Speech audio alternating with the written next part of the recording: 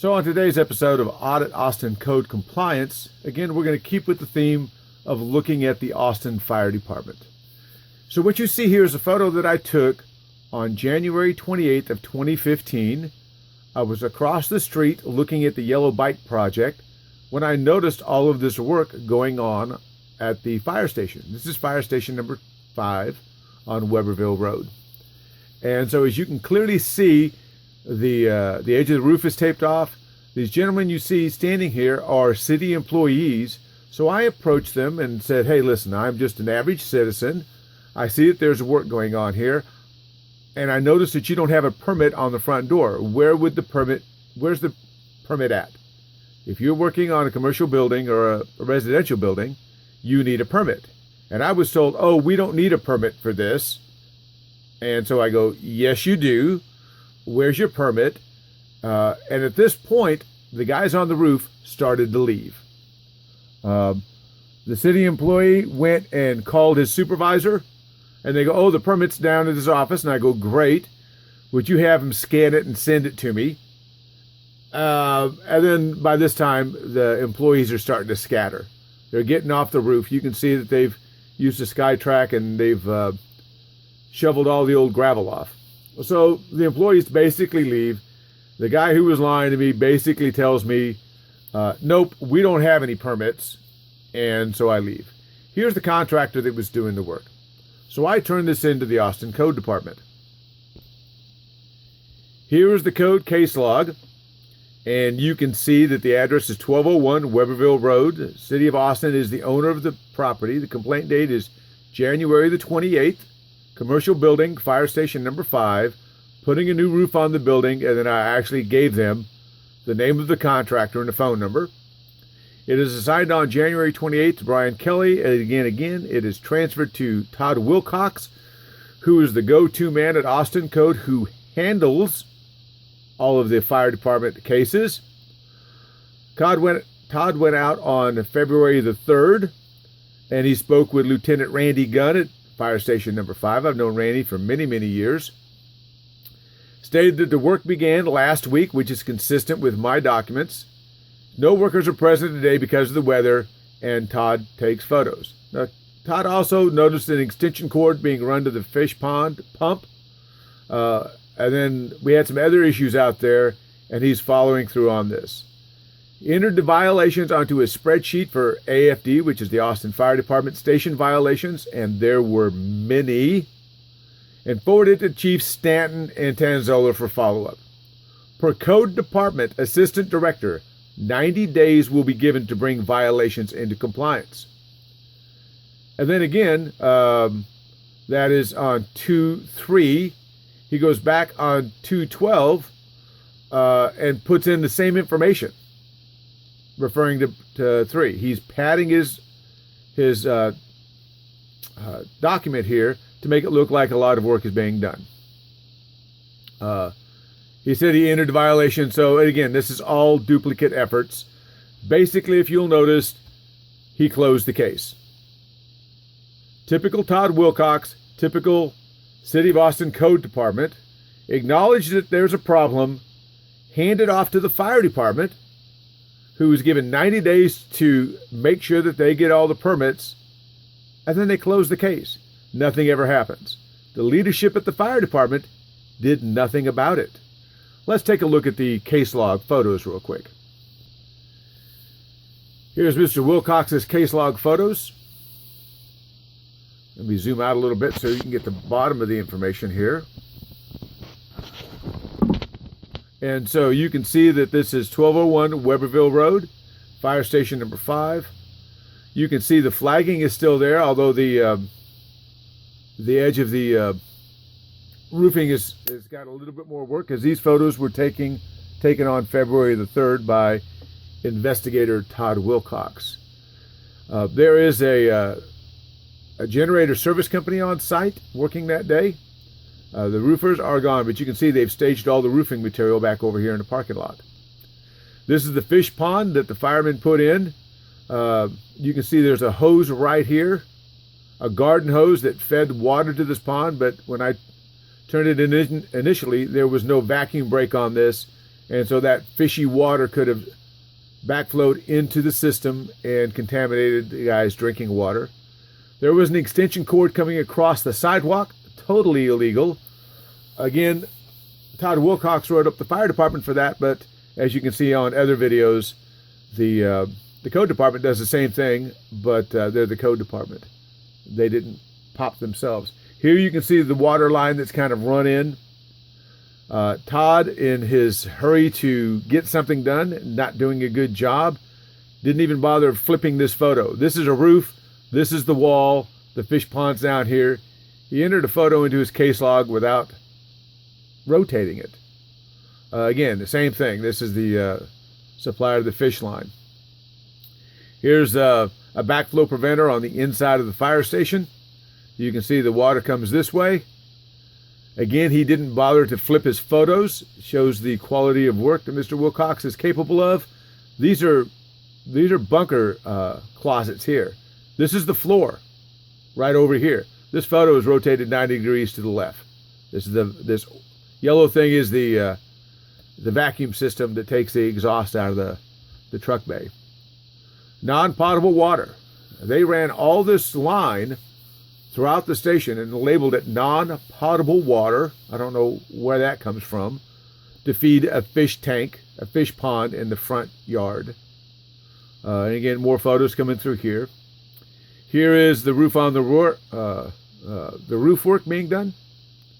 What's interesting about this photo here is you can see the generator company is working here.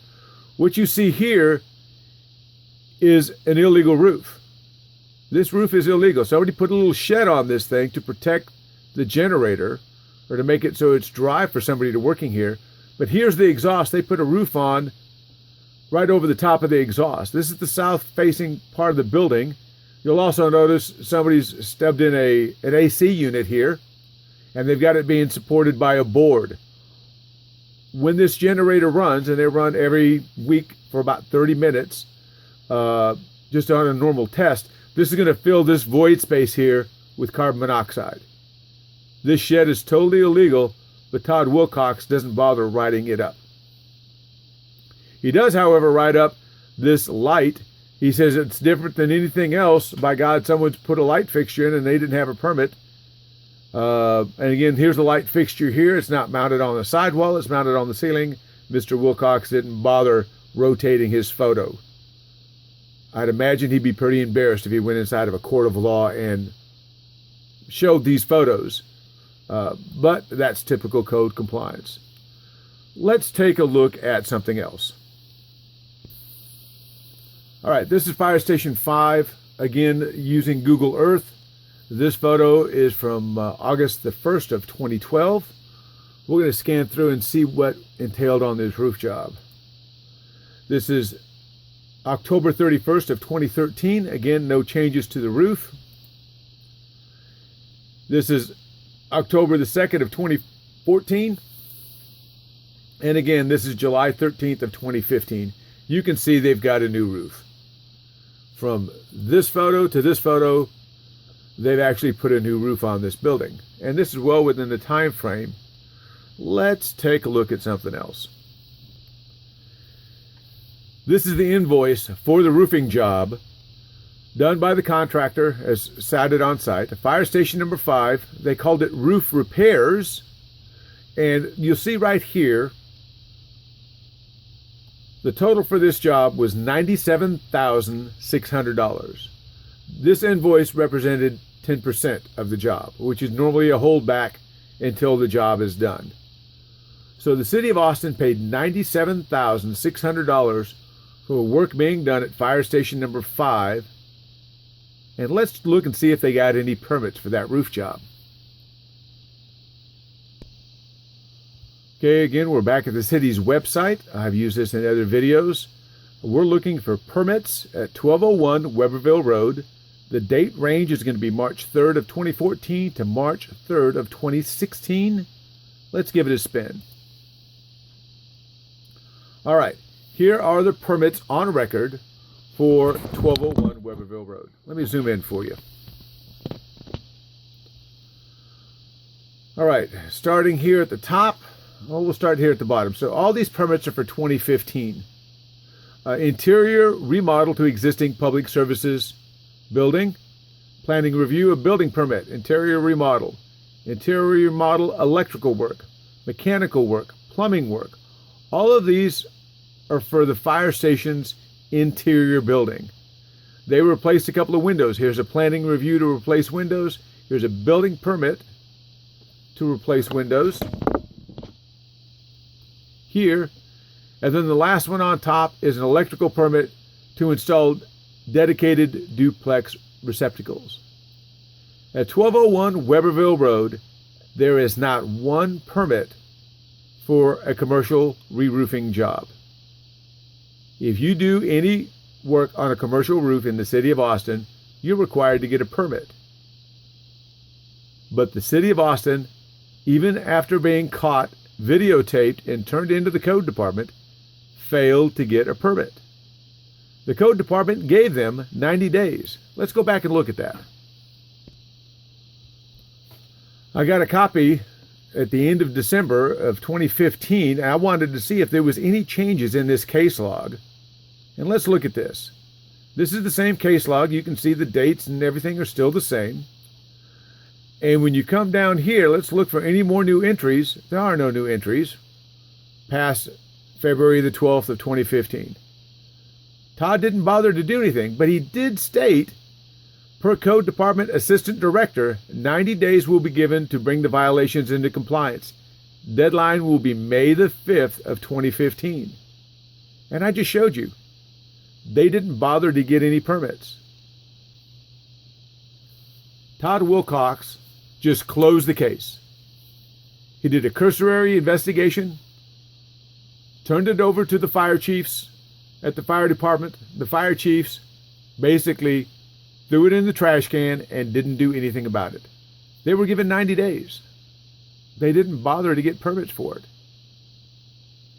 The City of Austin Fire Department, the City of Austin Code Compliance Department are working together with building services and are endangering the people that work in this building by having work done without permits. It's that simple. And this is the man, Carl Smart, Carl Leon Smart, the director of Austin Code Department, who is the ringleader behind all of this. Carl Smart refuses to make other department heads comply with the city codes. And all the while, he will sit in front of city council and make statements like this. Yeah, our inspectors are some of the best trained, actually, as far as code enforcement officers in the state. This is the man responsible, Carl Leon Smart. He knowingly and willingly allows this to happen, protecting his employer from having to comply with the same laws that he enforces on little old ladies and people on the east side. He's doing this because he doesn't want to upset council or other department heads. If he lacks the courage, and he truly does lack the courage, to be the director of Austin Code and to treat everybody equally and fairly, then Mr. Smart needs to be prosecuted, dismissed, and fired, and never work in this field again. We need to make this happen. Anybody who's watching this, I encourage you to contact the city leaders of Austin, Texas, link this video, and demand that action be taken.